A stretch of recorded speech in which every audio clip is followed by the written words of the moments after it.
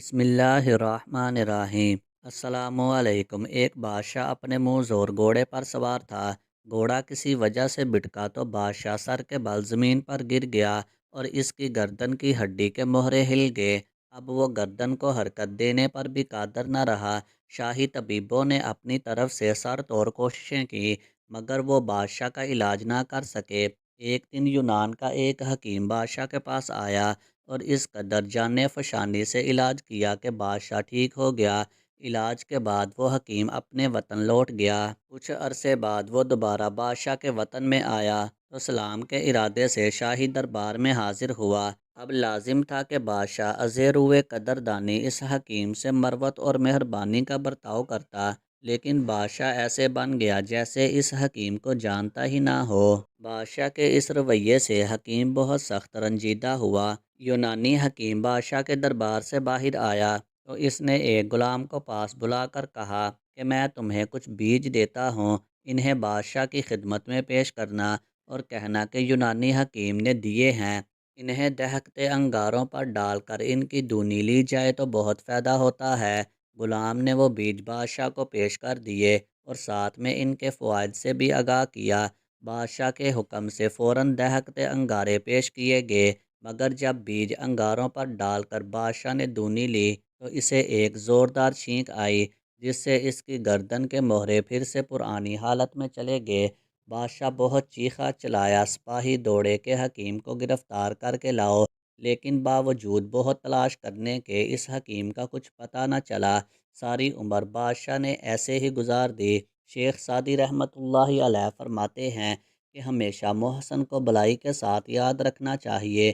احسان فراموش شخص کمینہ ہوتا ہے اور فرمان خداوندی ہے کہ کمینہ شخص بلائی نہیں پا سکتا۔ اسی طرح ایک واقعہ ہے چور کی توبہ۔ کسی زمانے میں ایک چور بادشاہ کے محل میں چوری کرنے کے ارادے سے گیا۔ رات کا وقت تھا اور محل کے ایک کمرے سے بادشاہ اور اس کی بیوی کی گفتگو کی آواز آ رہی تھی۔ وہ کھڑے ہو کر سننے لگا۔ اگرچہ ایسا سننا غلط ہے، ناجائز ہے، چوری ہے، لیکن چور تو چوری ہی کرنے آیا تھا تو اسے سننے میں کیا چیز منع ہوتی؟ آخر وہ چور ہی تو تھا۔ اس چور نے سنا کہ بادشاہ اپنی بیوی سے کہہ رہا ہے کہ میں اپنی بیٹی کی شادی ایسے مرد سے کروں گا جو نہایت متقی و پرہیزگار ہو، بہت اللہ والا ہو۔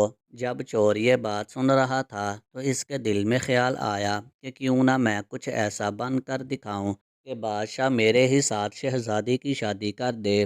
دل میں ایک حرص پیدا ہو گئی۔ اب وہ چوری کرنا تو بھول گیا لیکن دھوکہ دینے پر اتر آیا اور گھر جا کر بہت دیر تک سوچنے لگا کہ کس طرح میں اس بات میں کامیاب ہو سکتا ہوں۔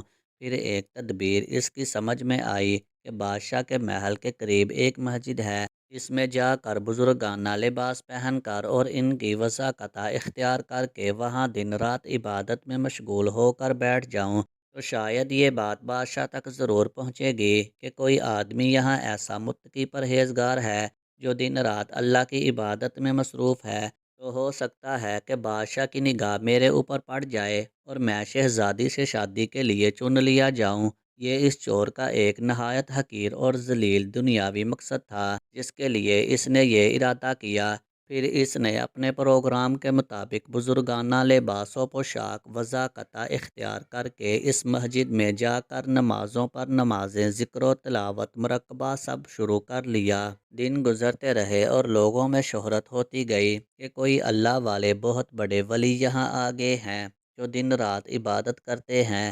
یہاں تک کہ یہ بات بادشاہ تک پہنچ گئی کہ یہاں کوئی اللہ والے آ کر بیٹھے ہیں، جوان، زاہد و عبادت میں لاجواب، تقویٰ طہارت میں بے نظیر۔ جب بادشاہ کو یہ بات معلوم ہوئی تو انہوں نے اپنے ارادے کے مطابق غور و فکر شروع کر دیا کہ شہزادی کے متعلق جو سوچا تھا اس کے لیے اس کا انتخاب کیوں نہ کر لیا جائے۔ بادشاہ نے اس سلسلے میں گفتگو کے لیے اپنے وزیر کو بھیجا۔ وزیر اس شخص کے پاس مسجد پہنچا اور باادب ہو کر اس سے کہا کہ میں آپ کی خدمت عالیہ میں بادشاہ کی طرف سے ایک پیغام لے کر آیا ہوں۔ اس نے پوچھا کہ کیا پیغام ہے؟ وزیر نے بتایا کہ بادشاہ نے کئی سال پہلے یہ فیصلہ کر لیا تھا کہ وہ اپنی بیٹی کا نکاح ایک ایسے شخص سے کریں گے جو بڑا متقی و پرہیزگار ہو۔ اللہ والا ہو اور وہ اس کی تلاش میں تھے۔ ان کی جو نظر گئی تو نظر انتخاب آپ پر آ کر رک گئی ہے، لہٰذا بادشاہ نے مجھے بھیجا ہے کہ اس سلسلے میں آپ سے گفتگو کروں۔ یہ شخص جو دراصل اسی تمنا و آرزو میں یہاں آ کر بیٹھا تھا، بہت دیر تک وزیر کی گفتگو سنتا رہا۔ اس کے بعد اس کی آنکھوں سے آنسو جاری ہو گئے۔ وزیر نے پوچھا کہ کیا بات ہے، تو کہنے لگا کہ آج جو پیغام لے کر آپ آئے ہیں، یہ پیغام مجھے منظور نہیں ہے۔